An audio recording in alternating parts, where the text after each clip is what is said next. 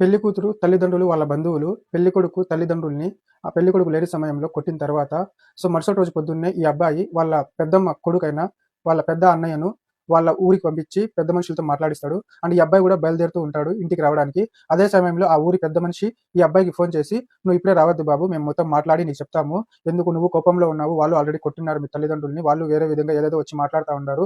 వాళ్ళు ఎటువంటి ప్లాన్‌లేసుకున్నారో మనకు తెలీదు. వాళ్ళకి సరిగ్గా చెప్పడం లేదు. అందుకని మేము చెప్తాం నీకు, నువ్వు వద్దు గాని కొద్దిసేపు సమయం ఇవ్వు మాకు, మేము మాట్లాడుకోవడానికి" అనైతే ఆ ఊరి పెద్ద మనిషి చెప్తారు.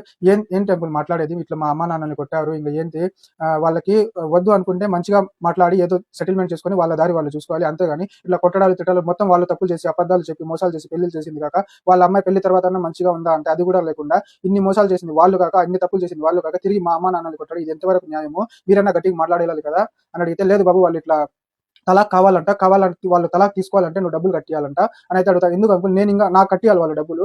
నేను పెళ్లి చేసుకొని, నేను ఇన్ని మోసాలు అబద్ధాలతో అయినా కూడా మంచితనంగా వెళ్ళి నేను పెళ్లి చేసుకుంటే, నన్ను లాస్ట్ చివరికి నన్ను ఎటు కాకుండా చేసింది వీళ్ళు నాకు డబ్బులు కట్టియాలి, ఇంకా నేను తలాక్ ఇవ్వాలి అంటే, నన్ను రివర్స్ లో డబ్బులు అడగడం ఏంటి? నా దగ్గర అంత స్తోమత లేదు ఇవ్వడానికి, ప్రస్తుతం నా సిచ్యువేషన్ కూడా అంత బాగాలేదు అని అయితే చెప్తాడు ఈ అబ్బాయి. మేము మొత్తం మాట్లాడి నీకు చెప్తాం బాబు అని అయితే, నువ్వు ఇప్పుడే రావద్దు అని అయితే చెప్తారు.